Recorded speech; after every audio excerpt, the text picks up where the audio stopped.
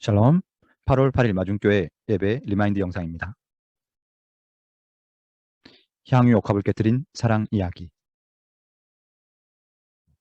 요한복음 12장 1절에서 8절 말씀이었습니다. 1절, 6월절 엿새 전에 예수께서 베다니에 이르시니 이곳은 예수께서 죽은 자 가운데서 살리신 나사로가 있는 곳이라. 거기서 예수를 위하여 잔치할세. 마르다는 일을 하고 나사로는 예수와 함께 앉은 자 중에 있더라. 마리아는 지극히 비싼 향유 곧 순전한 나드 한 근을 가져다가 예수의 발에 붓고 자기 머리털로 그의 발을 닦으니 향유 냄새가 집에 가득하더라. 제자 중 하나로서 예수를 잡아줄 가룟 유다가 말하되 이 향유를 어찌하여 300드나론에 팔아 가난한 자들에게 주지 아니하였느냐 하니, 이렇게 말하면 가난한 자들을 생각함이 아니요 그는 도둑이라 돈 괴를 맞고 거기 넣는 것을 훔쳐 가미러라. 예수께서 이르시되 그를 가만두어 나의 장래할 날을 위하여 그것을 간직하게 하라. 가난한 자들은 항상 너희와 함께 있거니와 나는 항상 있지 아니하리라 하시니라. 아멘. 네. 오늘은 예수를 만난 사람들 5번째 이야기로 향유 옥합을 깨뜨린 사랑 이야기에 대한 말씀입니다. 네. 향유 옥합 이야기가 우리가 아마 많이 들어보신 분들은 많이 들어보셨을 건데요. 너무나 아름다운 이야기죠. 예수님을 향해서 자신의 정말 귀한 것을 깨뜨려서 예수님을 그렇게 기념하였던 이 여인의 이야기는 마태, 마가, 누가, 요한복음 이렇게 사복음서에 모두 나오는 정말로 귀한 이야기입니다. 그런데 의외로 이 향유 옥합에 대해서 많은 헷갈림이 좀 있었던 것 같습니다. 저도 말씀을 준비하기 전까지 되게 혼선이 많이 있었는데요. 무엇보다도 이 사복음서에 나오는 향유 옥합에는 두 가지 사건, 두 여인이 등장을 합니다. 먼저는 누가복음에 보면 7장 36절에서 50절 말씀 보면 죄인인 한 여인이 향유 옥합을 깨뜨려서 눈물로 예수의 발을 적시고 머리털로 그 향유를 붓고 되게 많이 비슷한 오늘 요한복음 상당히 많이 비슷할 것 같긴 하지만 여기서는 바리새인이 죄인인 여인을 알아보지 못하는 예수를 의심하고 속으로 그랬을 때 예수께서 이 여인에게 죄사함을 받았노라라고 이야기하시면서 그 누가 더 용서를 받은 사람들 중에서 누가 더 많이 사랑할 것인지에 대한 이야기를 하시면서 죄사함이 가장 큰 포인트라면 오늘 나오는 요한복음 또 마가복음 마태복음 이 세 가지 복음서에서는 베다니의 마리아가 값진 향유를 가져다가 예수의 발에 붓고 그랬을 때 제자들이 이 가난한 자에게 주었을 것을 왜 이렇게 귀한 향유를 허비하였는가에 대해서 이야기할 때 예수님께서 이것은 허비한 것이 아니라 예수님의 장례를 미리 준비한 것이라고 이렇게 말씀하는 크게 두 가지 사건으로 구분될 수 있습니다. 이 누가복음에 나오는 사건은 예수님의 공생의 초반에 나오는 사건이고, 그리고 요한복음이나 마가복음, 마태복음은 예수님의 공생의 가장 마지막 즈음의 사건입니다. 그래서 서로 서로 혼선되지 않고 서로 구분해야 될 사건인 것 같습니다. 그중에서 오늘은 요한복음에 나오는 말씀을 가지고 베다니의 마리아가 드렸던 그 향유에 대해서 같이 함께 살펴보고자 합니다. 내 모습은 누구와 더 가까운가? 네. 오늘 성경 말씀에는 마리아가 나오죠. 마리아가 순전한 나드 한 근, 나드라는 것은 당시 중동 지역에서 구하기 쉽지 않은 히말라야에서 나온 아주 값진 그런 허브에서 나오는 그런 향유, 기름, 향수가 될 수 있는 그런 기름이 되겠죠. 그것을 이게 금방 휘발성이 강하기 때문에 이 향수를 돌로 깎아 만든 옥으로 만든 그런 함에 담아서 평상시에는 날아가지 않도록 밀랍으로 이렇게 봉을 하는데 그걸 깨트려서 예수의 발에 붓는 사건의 이야기입니다. 이 마리아가 등장한다면 그 반대편에는 누가 등장하느냐? 바로 제자. 오늘 본문에서는 유다라고 나오는데 마가복음이나 마태복음을 보면 제자들이라고 해서 이 마리아를 꾸짖는 사람이 유다 혼자만이 아니라 여러 제자들도 같이 동조했음을 볼 수 있습니다. 이 유다들은 되게 본문에서 보면 얼핏 합리적일 수도 있는 것 같습니다. 그 향유나 향수는 정말 조금만 뿌려도 정말 그 냄새가 진동을 하는데 그것을 굳이 예수님의 발에 그렇게 모두 다 철철철 부어서 흘러넘치게 할 필요가 있을까? 이게 그 비용과 그 편익을 비교했을 때 정말 합리적이지 못한 행동 아니냐. 차라리 그 돈으로 정말 가난한 사람을 돕거나 정말 더 다양한 일들을 할 수 있었을 텐데 그것을 왜 그렇게 했을까라고 유다가 의견을 펼쳤을 때 많은 사람들이 그것에 대해서 동의할 수 있었던 사안인 것 같습니다. 우리는 어떤가요? 우리는 어디에 더 가까운가요?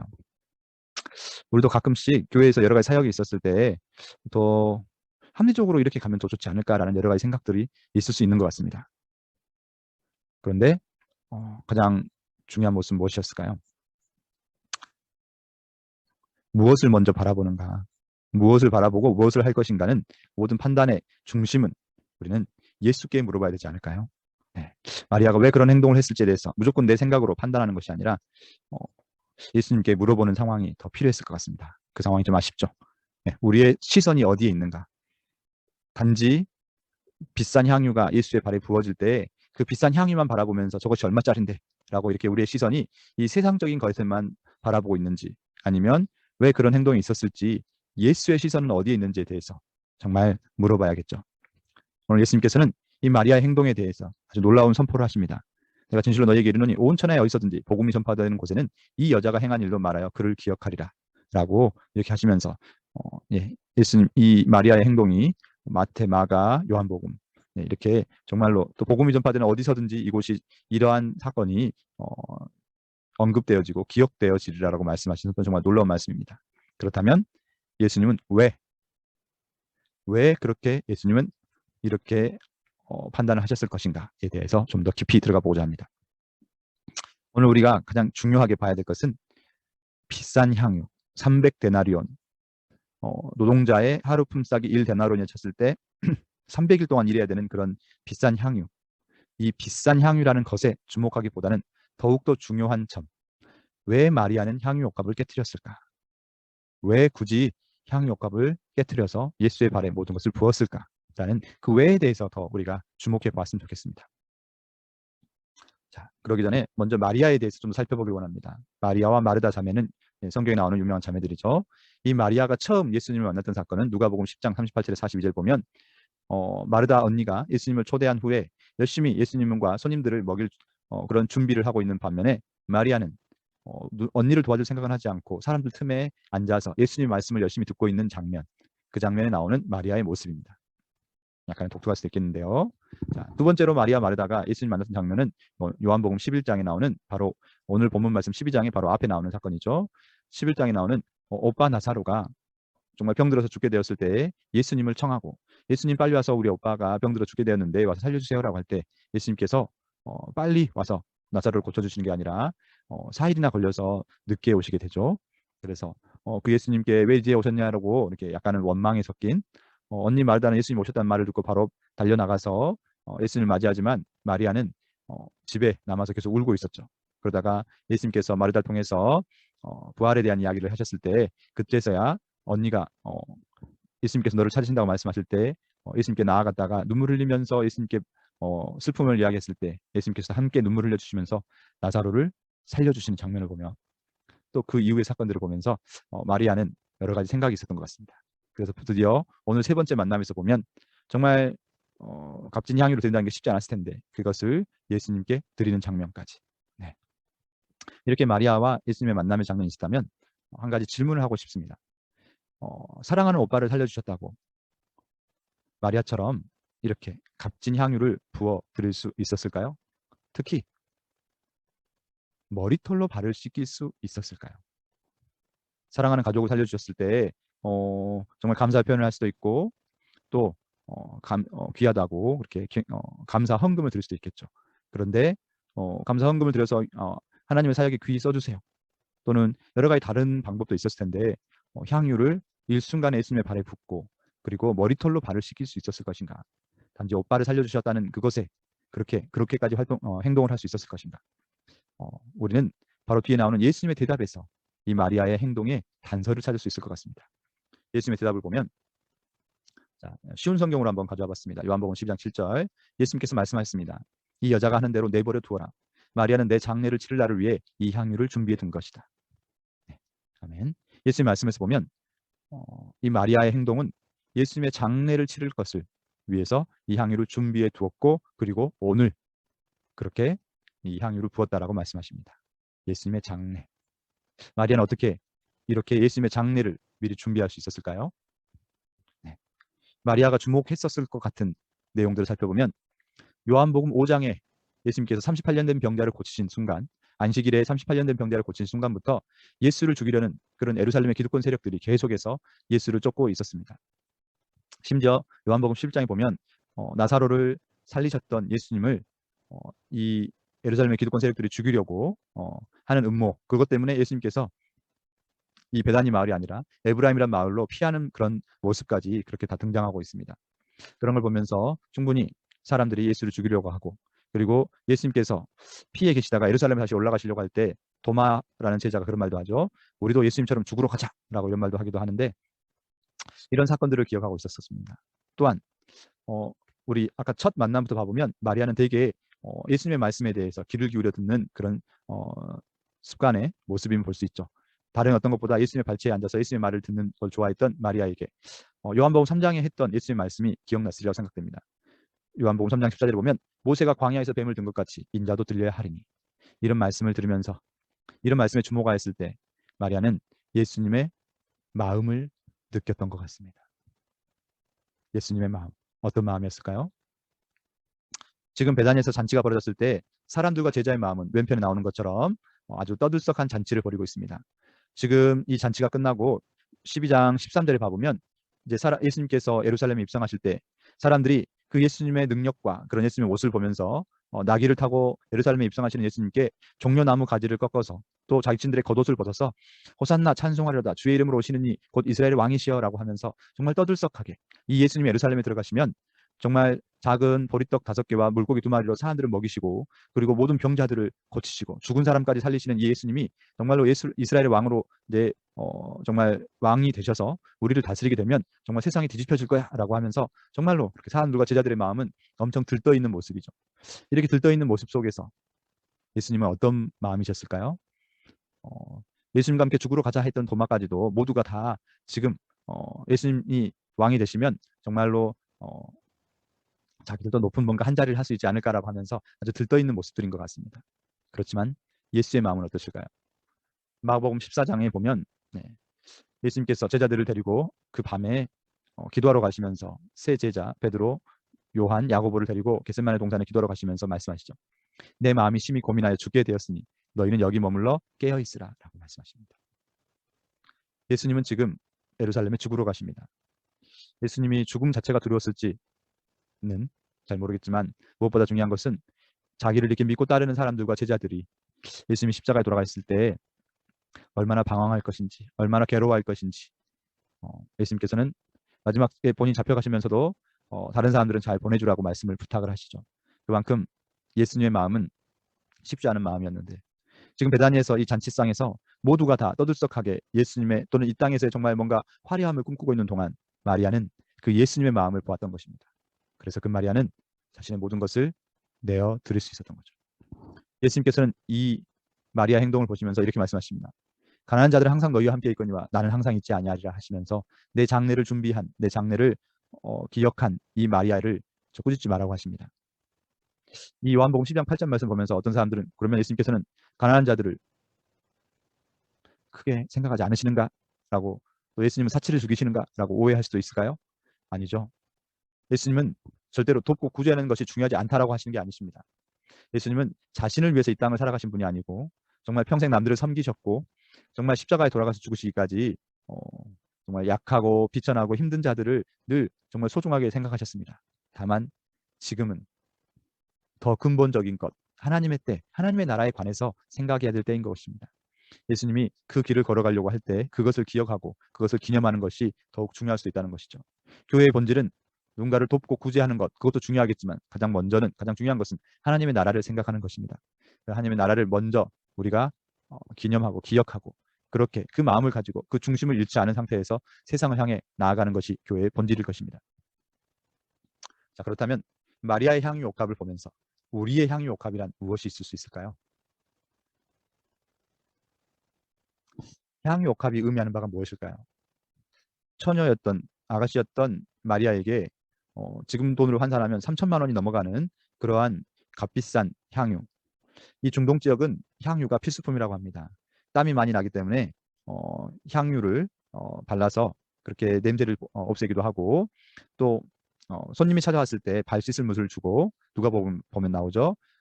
손님이 찾아왔을 때 발 씻을 물을 제공해주고, 또 씻은 다음에는 그 피부가 상하지 않도록 향유를 제공하는 것이 아주 중요한 문화라고 합니다. 마찬가지로 이때 당시에는 많은 여인들이 결혼 지참금으로 이렇게 향유를 계속 모아서 그것으로 결혼 지참금을 삼기도 했다고 합니다. 어찌 보면 이 마리아의 결혼 시집 자금일 수도 있는 이 귀한 것들을 한꺼번에 주님을 향해서 내어놓을 수 있었던 것, 여기서 향유옥합이란 본인이 아가씨에게 시집가는 자금이란 정말 소중하고 중요한 것일 수 있겠죠. 네, 그런 것처럼 이 향유옥합이란 그가 가장 아끼고 소중히 여기는 것이 될 수 있을 것입니다. 그러면 우리에게 향유옥합이란 무엇일까요? 우리의 향유옥합? 우리의 향유옥합이라 하면 네, 우리에게 뭔가 비싼 것, 뭔가 좋은 것이 있는 것, 그거를 헌금하라는 게 아니죠. 우리의 향유옥합이라고 한다면 네, 주님께 드릴 수 있는 가장 소중히 여기는 것, 우리 청소년들에게는 시간일 수도 있고요. 그리고 우리 어르신들도 마찬가지인 것 같습니다. 가장 소중히 여기는 것, 어렸을 때는 되게 돈이라든지 물질이 중요하지만 점점 나이로 들어갈수록 정말 시간이 또 소중한 것 같기도 하고, 또 주님께 드릴 수 있는 소중한 것이면 어떤 것든 우리에게 향유옥합이 될 수 있겠죠. 무엇보다 우리 자신이 바로 향유옥합이라고 생각합니다. 우리는 우리 자신을 너무나 끔찍이 아끼죠. 근데 중요한 것은 그 나 자신을 주님의 것으로 드릴 수 있는 것. 그래서 나를 주님께 드릴 때 바로 그것이 예수 그리스도의 사람, 그리스도인이 될 수 있으리라고 생각합니다. 순전한 나들을 주님께 드렸던 것. 순전한 그리스도인이라는 책이 있습니다. 그 제목이 되게 이번 한 주 많이 묵상되는 한 주였는데요. 우리 자신을 주님께 순전한 그리스도인으로서 드릴 수 있다면 너무나 멋질 것 같습니다. 예, 마지막으로 세 번째는 이 시대에 필요한 것은 거룩한 낭비이다. 예, 이 시대 사람들은 100년 또는 120년 살 것을 막 생각하면서 이런저런 계획들을 세우며 그렇게 미래를 대비합니다. 그런데 우리가 이 땅에서 살 날들을 이렇게 대비하는 동안 우리의 자녀들, 우리의 이웃들은 세상의 유혹, 또 세상의 풍파 속에서 그렇게 점점 희미해져 가고 있는 것 같습니다. 우리가 이렇게 아끼고 이럴 여유가 없는 것 같습니다. 예수를 위해서 물질을 허비하다. 예수를 위해서, 복음을 위해서 우리가 거룩한 낭비를 시작할 때인 것 같습니다. 바로 예수가 우리에게 먼저 보여주셨던 것처럼 네, 예수께서도 우리가 아직 죄인 되었을 때, 로마서 5장 8절 말씀이죠. 우리가 아직 죄인 되었을 때 그리스도께서 우리를 위하여 죽으심으로 하나님께서 우리에 대한 자기의 사랑을 확증하셨느니라. 예수는 정말 신실하고 예수를 잘 믿는 그런 의인들을 위해서 십자가에 못 박히신 것뿐만 아니라 못 박히신 것이 아니라 정말 맨날 배신하고 맨날 그렇게 정말 보잘것없는 모습이지만 그런 죄인들을 위해서 그렇게 우리를 위하여 죽으심으로 하나님의 사랑을 확증하셨습니다. 예수님께서 그렇게 거룩한 낭비를 하셨던 것처럼, 예수의 보혈을 그렇게 거룩한 낭비를 하셨던 것처럼 우리도 이 예수를 위해서 우리가 정말 아끼지 않고 할 수 있는 최선을 다해서 영혼 구원, 또 예수의 사역을 위해서 이렇게 달려가야 할 줄로 믿습니다. 그래서 우리 마중교회 선언으로 저번 주일에 이렇게 함께 선포를 해보았습니다. 예수를 위해, 복음을 위해 향유옥합을 아끼지 않겠습니다. 예수를 위해, 예수의 복음을 위해 우리의 향유옥합, 우리의 삶의 옥합을 아끼지 않겠습니다. 라고 이렇게 같이 오른손을 들고 선언을 하였었습니다. 요한복음 12장을 보면 사람들은 예수를 초대하고 여러 가지 기쁨의 파티와 기쁨의 잔치를 벌이면서 각자 장밋빛 미래를 꿈꾸고 있었을 것입니다. 바로 다음날 사람들은 종려나무 가지와 윗옷을 벗어던지며 예수를 환영하죠. 하지만 예수의 마음은 어땠을까요? 바로 며칠 못 가서 뿔뿔이 흩어지고 비통해하는 그런 제자들과 사람들의 마음을 생각하시면서 마음이 심히 괴롭다고 하셨었습니다. 우리가 먼 미래를 꿈꾸는 동안 주님은 머지않은 시간들을 보시면서 정말 지금도 그 주님의 마음을 알아줄 한 사람을 찾고 계실 수 있습니다. 저기 내 잃어버린 양들과 피통에 빠진 영혼들을 위해서 누구를 보내야 할까? 그런 예수의 마음을 생각하며 이 시간 우리가 우리의 삶의 향유옥합을 들고 예수의 발 아래에 나아가길 원합니다. 마리아가 예수님의 발에 향유를 깨뜨렸지만 우리는 그 예수님의 사역과 예수님의 양들을 위해서 향유를 깨뜨려야 할 것입니다. 네. 예수님께서 또 예수의 사역을 하는 데 있어서 내가 급하다, 이 말씀 저에게 정말 가장 의미 있는 말씀인데요.